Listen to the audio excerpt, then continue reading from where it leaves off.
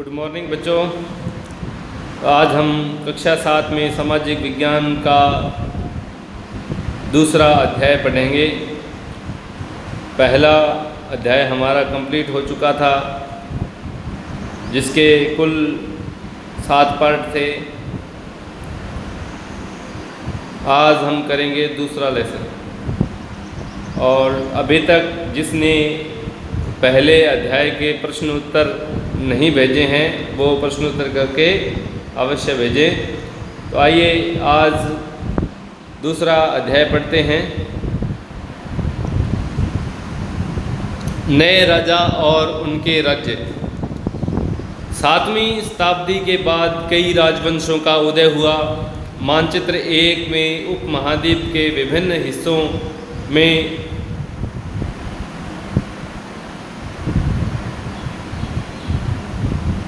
7वीं से 12वीं शताब्दी के बीच शासन करने वाले प्रमुख राजवंशों को दिखलाया गया है।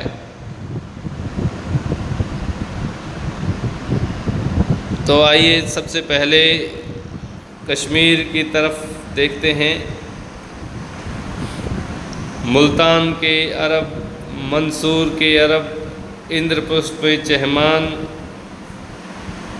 चंदेल जो थे, प्रयाग और बनारस का जो क्षेत्र था, गुर्जर, प्रतिहार व परमार, ये वर्तमान के मध्य प्रदेश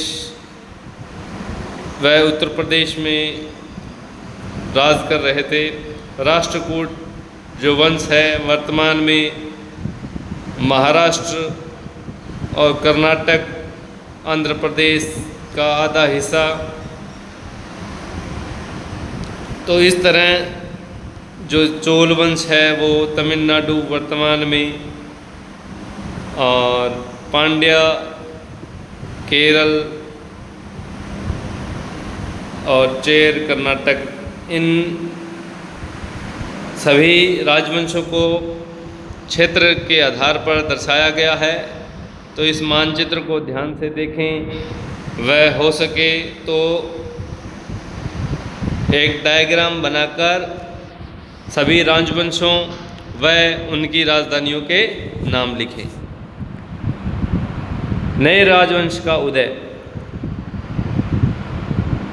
7वीं सदी के आते आते उपमहाद्वीप के विभिन्न भागों में बड़े भूस्वामी और योद्धा सरदार अस्तित्व में आ चुके थे।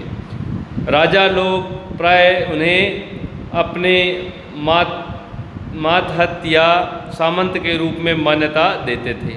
अंडरलाइन करेंगे इस लाइन को। उनसे उम्मीद की जाती थी कि वे राजा या स्वामी के लिए उपहार लाएं, उनके दरबार में हाजिरी लगाएं और उन्हें सैन्य सहायता प्रदान करें। अधिक सत्ता और संपदा हासिल करने पर सामंत अपने आप को महासामंत, महामंडलेश्वर यानी पूरे मंडल का महान स्वामी इत्यादि घोषित कर देते। कभी कभी वे अपने स्वामी के आधिपत्य से स्वतंत्र हो जाने का दावा भी करते थे। इस तरह का एक उदाहरण दक्कन में राष्ट्रकूटों का था। शुरुआत में वे कर्नाटक के चालुक्य राजाओं के अधीनस्थ थे। 8वीं सदी के मध्य में एक राष्ट्रकूट प्रधान दंतिदुर्ग ने अपने चालुक्य स्वामी की अधीनता से इनकार कर दिया, उसे हराया और हिरण्यगर्भ यानी कि सोने का गर्भ नामक एक अनुष्ठान किया। जब यह अनुष्ठान ब्राह्मणों की सहायता से संपन्न किया जाता था तो यह माना जाता था कि इससे याजक जन्मना क्षत्रिय न होते हुए भी क्षत्रिय के रूप में दोबारा क्षत्रियत्व प्राप्त कर लेगा। तो इस लाइन को अंडरलाइन भी करेंगे। कुछ अन्य उदाहरणों में उद्यमी परिवारों के पुरुषों ने भी अपनी राजशाही कायम करने के लिए सैन्य कौशल का इस्तेमाल किया। मिसाल के तौर पर कदम मयूर शर्मन और गुर्जर प्रतिहार हरिश्चंद्र ब्राह्मण थे। जिन्होंने अपने परंपरागत पेशे को छोड़कर शस्त्र को अपना लिया और क्रमशः कर्नाटक और राजस्थान में अपने राज्य सफलतापूर्वक स्थापित किए।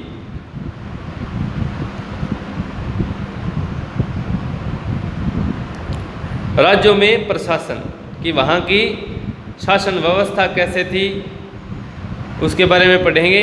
इन नए राज्यों में से कईयों ने महाराजा धीराज यानी राजाओं के राजा, त्रिभुवन चक्रवर्ती तीन भुवनों का स्वामी और इसी तरह की अन्य भारी भरकम उपाधियां धारण की।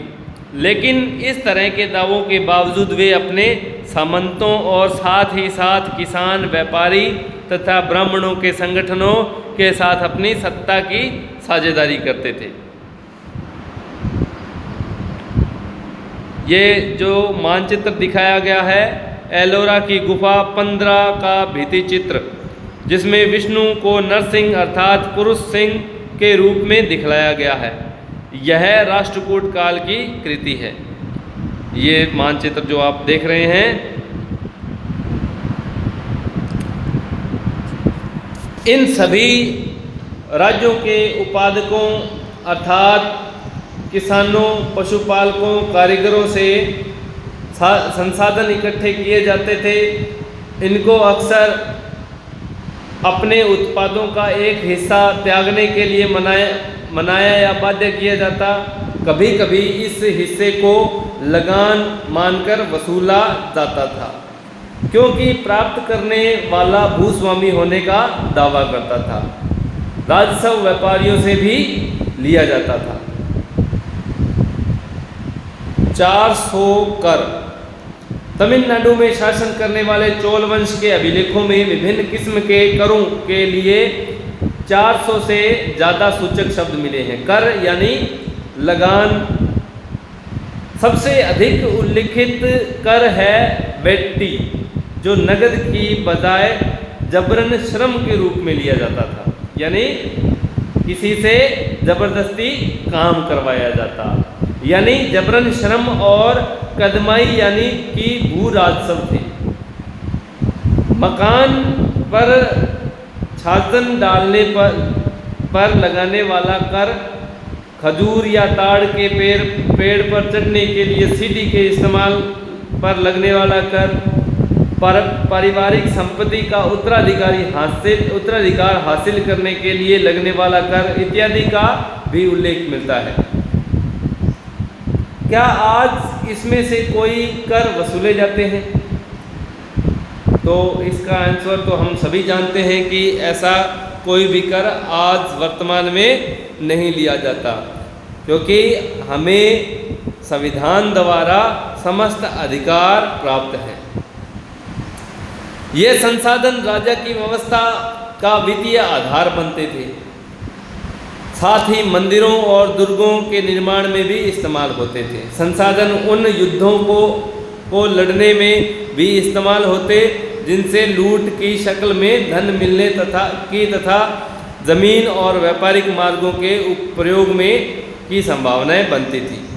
राजस्व वसूली के लिए पदाधिकारियों की नियुक्ति सामान्यतः प्रभावशाली परिवारों के बीच से ही की जाती और प्राय वंशानुगत होती है।